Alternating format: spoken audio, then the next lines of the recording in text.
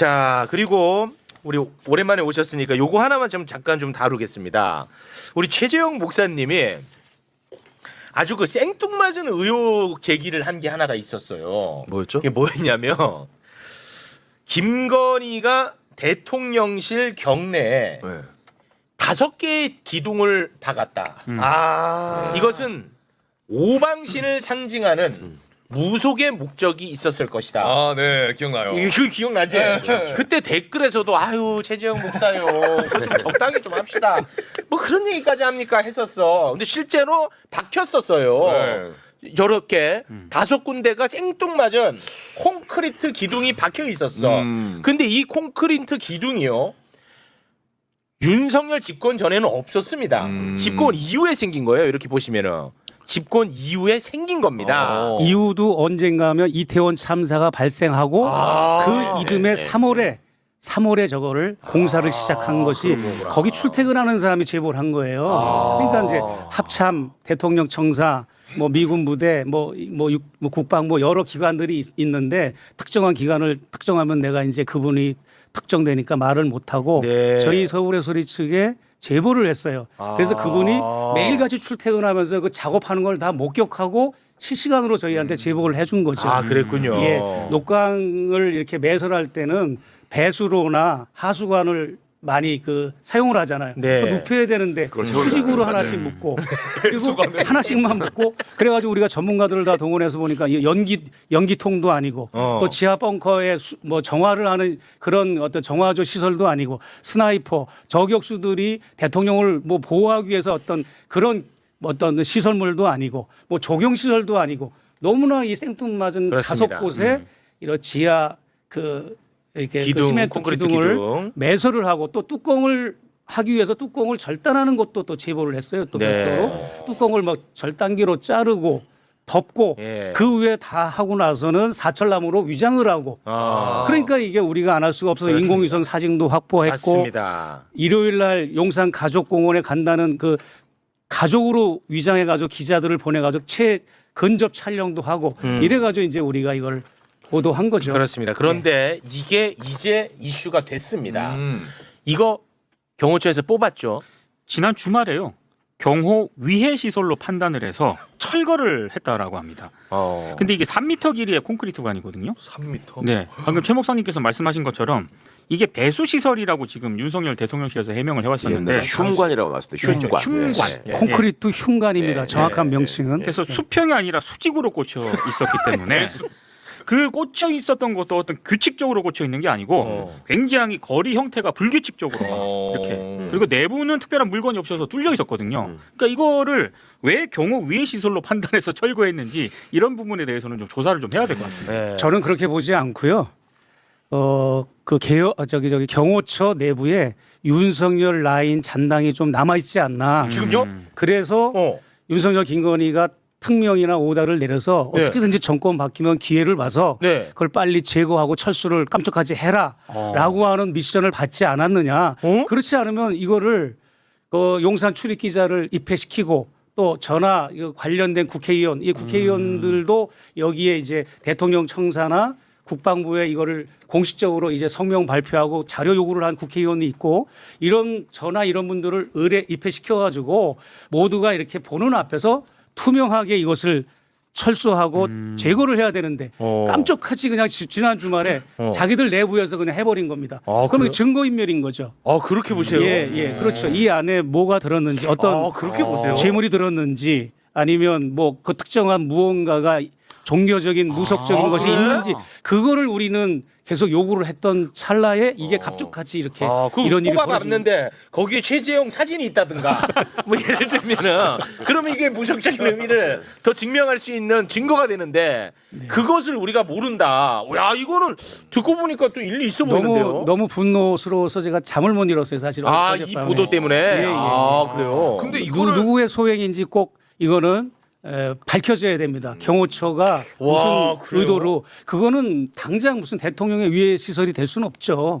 그걸 규명하는 데 집중을 해야지 그걸 증거인멸하는 데 집중하면 그래서 내가 이재명 정부의 경호처가 왜 이럴까 그런 의문이 드는 거죠. 아직 내막은 더 밝혀져야 되겠지만. 네. 근데 이게 잔당 세력이 그냥 자기들이 하고 싶다고 자체적으로 할 수가 있을까요? 그러니까 워낙 규모가 크잖아요. 네. 이 경호처도 보면은 이제 규모가 크니까. 아니 그러니까 예를 들어서 네. 잔당 세력이야. 그 김건희 오다를 받았어. 그러면 이 사람들이 아 이거는 경호의 위의 시설이다. 뽑는 게 어떻겠습니까? 하면은 맞네. 그렇죠. 의미 없잖아. 예, 예. 뽑자 하겠지. 그런 컨셉인 것 같고 사실 이게 왜 중요한가 하면 이제 그 김건희 윤석열의 어떤 샤머니즘을 떠난 그 무속적인 것이 얼마나 이제 국책 사업이나 국가 중대사에 개입을 했는지 여부의 상징적인 사례거든요. 이게 네. 샤머니즘과 기복 신앙은 그래도 봐줄만 한데 이 사이비 무속은 굉장히 이게 한국 사회나 국가를 퇴보시키는 거거든요. 네. 그런데 이것을 그냥 파헤쳤다는 것도 분노스러운 데다가 네. 이게 그냥 뭐 몇백만 원 드는 사업이 아닙니다. 이게 몇억 원이 드는 사업이에요. 왜냐하면 육군 서울사무소 담벼락에 있는 그 아주 철옹성 같은 높은 그 시멘트 담벼락을 다 철거를 하고 그걸 폐기물로 갖다 버리는 비용 그리고 그 자리에다가 그 반경이 굉장히 넓어요. 거기에다 미루나무 같은 거대한 나무를 다 빙돌로 심었어요. 나무 하나가 얼마나 비쌉니까? 그걸 트럭 하나에 나무 한 그루가 실릴 수 있는 거대한 나무를 몇백 그루를 심은 겁니다. 그리고 거기다가 덤프 트럭에다가 흙들을 실어 와서 둔덕을 새로 조성해서 그 둔덕에다가 오방신을 매설한 거예요. 이게 인공위성에는 거기서 엉망덩망 나온 게. 그러니까 이게 나라의 이 세금으로 국민들의 세금으로 이 사업을 한 거니까 누구한테 사업을 줬고 누가 이걸 주도했는지 국방부는 밝히고 대통령실은 밝혀라라고 그렇게 작년 20일 회기 때 그렇게 했던 거예요. 근데 국방부는 답변을 하기를 뭐라고 얘기를 하는가 하면 이거는 대통령실로 소관이 넘어갔습니다. 그러는 거예요. 육군 서울사무소가 대통령실로 이관돼서 자기네들은 상관이 없다. 네. 그렇게 답변이 왔고 대통령실은 꿀먹은 벙어리로 답변을 안 하고 있는 거죠. 알겠습니다. 예. 지금 댓글에서 저보고 이재명 대통령한테 한번 여쭤보라고 하는데 이거 어떻게 물어봐 이거를 대통령이 그리고 이걸 어떻게 알아? 오늘 이제 방송에서 말씀하셨으니까 경호처장이 확인해 보시겠죠. 희한한 게 최순실 얘기 한참 나올 때도 저 오방색 얘기 있었죠. 맞습니다. 오방식 있었죠 그때. 왜 저 사람들은 저거에 저렇게 굉장히 집착을 심각한 게 뭐냐면 제가 천공집무실을 딱 언덕화가 때문에 갔잖아요. 네. 용산 대통령 담벼락에 있는 예. 천공집무실이 5층 또 바라보이는 대통령 집무실이 그땐 5층이었어요. 네. 대통령 청사도 5층에 대통령 집무실, 그랬죠. 천공집무실도 5층. 예. 그러니까 눈과 눈이 서로 보면서 물론 이제 텔레그램으로 네, 소통하고 그랬다는 얘기는 들었지만 그 5자를 선호한 데다가 원래 전통적인 오방신을 신뢰하고 실행을 했다면 차라리 괜찮아요. 근데 이제 김건희 씨가 강릉 전통시장에서 독거노인들을 위해서 뭐를 살 때 물오징어를 5마리만 사고 수박을 5통만 사고 그래요? 떡을 50팩만 사고 복숭아를 5상자만 사고 이런 게 이제 다 보도가 됐어요. 이게 네. 그 정도로 뭐 자동차 끝번호를 5번으로 한다든지 네. 전화번호 식구들 전화번호를 5로 끝나게 한다든지 이런 집착하는 오래 집착을 거가 했군요. 이게 사실은 그 5층에 결국은 사우나도 만들고 침실도 만들고 김건희 씨의 개인 사무실도 만들고 그러니까 2층으로 대통령 주 집무실이 옮긴 다음에는 5층은 남아 있으니까 거기에 김건희 씨가 자기 집무실로 쓴 겁니다. 예. 그 이제 김건희 영부인의 부속실도 없는데 왜 당신이 그걸 쓰느냐라고 하는 비판 때문에 그 명칭을 대기실, 영접실 이런 용어로 또 썼습니다. 그때 당시에 확인을 다 했거든요. 그래요? 예, 그래서 이제 거기에다 사우나 시설을 만든 거예요.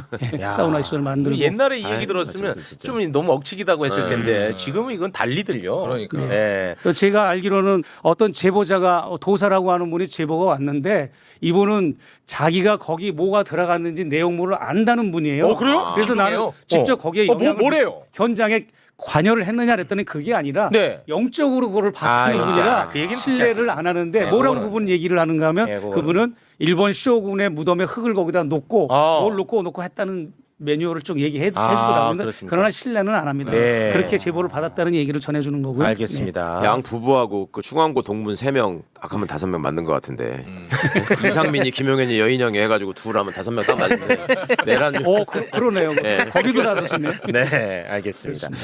자, 그러면 우리 최재형 목사님과는 여기서 인사를 나누도록 하겠습니다. 야, 나는 이거 굉장히 간단하고 시원한 보도로 봤거든요. 아유, 이 정말 말도 안 되는 게 뽑혀갖고 시원하다 했는데 또 다른 또 다른 의미가 있네. 또 듣고 보니까 일리가 또 있어 보이고요. 네. 이 부분에 대해서는 대통령실 경호처에서 조금 들여다보시면 좋을 것 같습니다. 자, 그럼 최재형 목사님은 인사를 하고 짐을 싸셔야죠. 네. 인사 전부터 짐 싸시면 안 되죠. 네. 저는 그렇게 생각해요. 네네. 윤석열 정권 2년 반 3년이 이 80년 동안 음성적으로 활동을 하고 음악을 했던 이 암약을 했던 친일파들이 커밍아웃을 이게 내 세상이다라고 커밍아웃을 한 시대가 윤석열의 이 시대였는데 네. 그 중에 하나가 건진법사의 법당에서도 발견됐지만 네. 일본의 영향, 일본 종교의 심각해. 영향, 이 주술적인 게 굉장히 이 정권에 영향을 미쳤다라고 하는 그렇게 것. 보입니다. 그리고 건진법사뿐만 아니라 청공 그리고 백재건 교수 그 외에도 김성현이라고 하는 대통령실 행정관을 역술인을 행정관으로 둔 것, 네. 이 모든 것이 맞아. 최소한 국정조사나 다음 특검 때 한 번 더 다뤄줬으면 좋겠다는 생각을 해봅니다. 그 이명수 기자한테도 105만 원 줬다 그래가지고 우리가 5만 원짜리 한 장 더 줬나 이랬었잖아. 그것도 못자로 끝났네. 네. 생각해보니까. 최재형 목사님 대단히 고맙습니다. 고맙습니다. 아, 야. 이게 진짜 간단한 문제가 아닙니다.